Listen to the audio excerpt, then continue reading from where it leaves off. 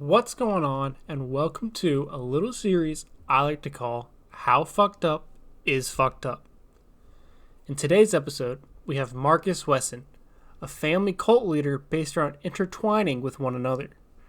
In the end, 9 people in his family ended up dead in a pile with police already there. We will be going over who he was, what he did, how he did it, and the aftermath on his family.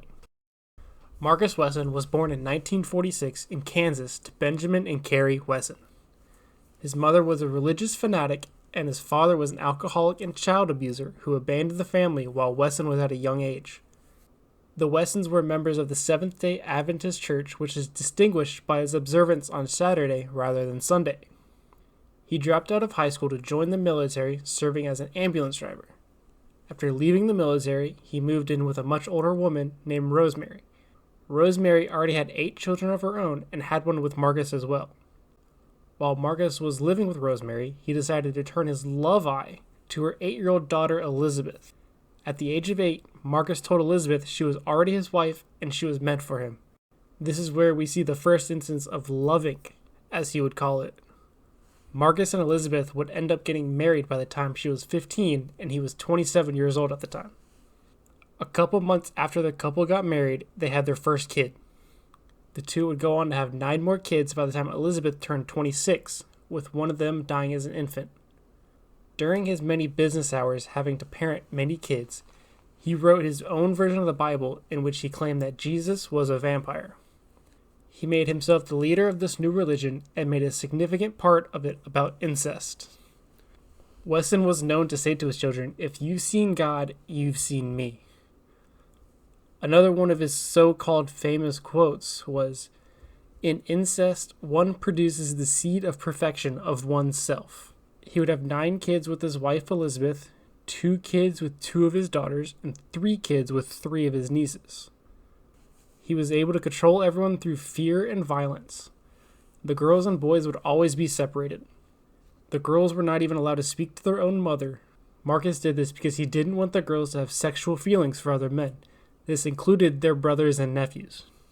Sexual instruction started around the ages of 8 or 9 for the girls. He would use the word of his own Bible to justify this to the girls. He would call this devious crime loving. His kids thought this was okay because there was no outside influence telling them how to react or feel in certain situations. It was just Marcus. Some of the girls accepted being the mother to Marcus's children because they felt like they were becoming surrogate mothers for their own mother, who was not able to have any more children. For the boys, the Bible study was forced upon them with whips and sticks. Not much is fully known about what happened with the boys, except the beatings they would take because of the separation between everyone. You might be asking yourself, what kind of job did Marcus have if he was able to pay for all these kids? Well, he didn't have a job. He made most of his money on welfare after leaving the military. He would also force the girls to get jobs once they were old enough, and all the money they made would go right back into Wesson's pocket. They never really stayed in one spot because of how little money they had. They had some help from people along the way, though. Bob Jackman let them live on his boat for a little bit in the Tamales Bay. Bob said there was no indication the family had any incest or polygamy going on. It was also possible Bob was under Marcus's control, which would further prove how controlling he could be. He would often leave his kids on this boat for months at a time. He had hideaway spots so no one could ask about why the kids weren't in school. For the better part of 12 years, there was another hideout spot about 2 hours south of Tamales Bay in the Santa Cruz Mountains. They had a huge army surplus tent and lived in a camp. The kids felt like they were living in a prison.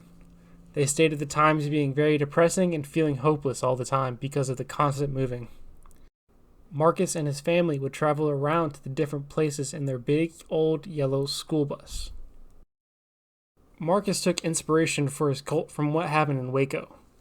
Waco was another cult compound, but on a much larger scale. The cult in Waco was also based around the Seventh-day Adventist Church. David Koresh, the leader of the Waco compound, also advocated for polygamy and was said to have a shit ton of wives in the community. Like Wesson marrying his wives at an early age, Koresh would marry his wives around the age of 12 or 13 and said he was entitled to at least 140 wives.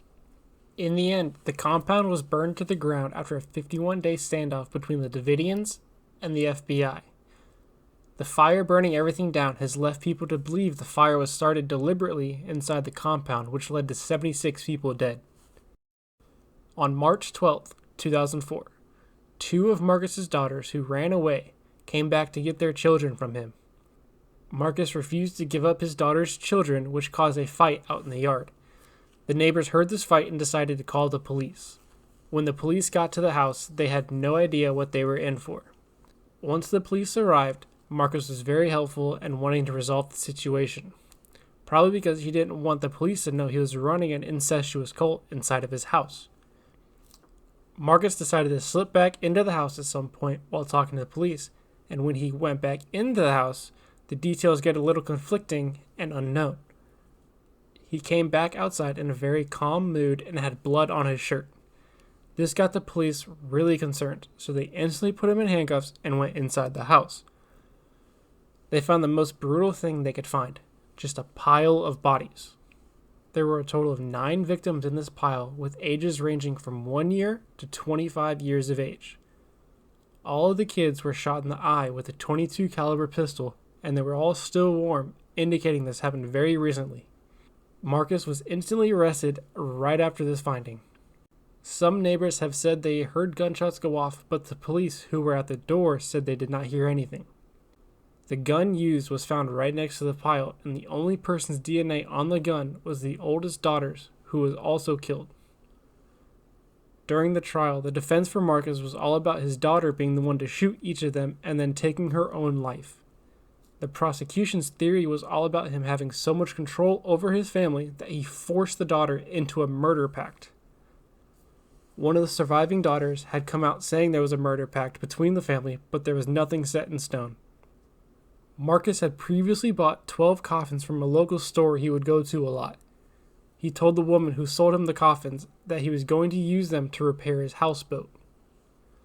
The girls would often go with him to the stores and would always just be looking down and not making eye contact with anybody. The coffins were more than likely going to be used for that pact he was setting with his kids. The pact would only happen if Child Protective Services or police came to the door to split up the family. Marcus would often preach it was better for the family to die together and go to the Lord rather than being separated by Child Protective Services. There was no signs of a struggle on the scene or any other injuries on the bodies, which helps argue for the idea of a murder pact. The fact this pact was carried through just shows the kind of influence he had on his children and others, because he got his own family to kill each other because he thought he'd be able to get away with it and not get in trouble. During the trial, a past mistress testified saying how strong his influence still was on her, even though she hasn't seen him in 23 years. While they were together, she would constantly give money to him because of the fear she had. Marcus was sentenced to death, even though the jury did not believe he was the one who pulled the trigger. The kids who survived being with Marcus would come around years later and finally understand what he was doing was absolutely horrific. A 30-day punishment for the kids involved 21 hits on your person 3 times a day for 30 days straight. Right after he got arrested, the only thing the kids could think about was trying to get him out, because at this time they believed he could do nothing wrong. This was because of the extreme sheltering Marcus did. Elizabeth would also never say anything while the loving or the beatings were happening, so this just reinforced what Marcus was doing. Now the remaining members of the clan each have their own families and are surviving well in the world, understanding what happened to them is not normal and completely wrong. Now Marcus is fucked up.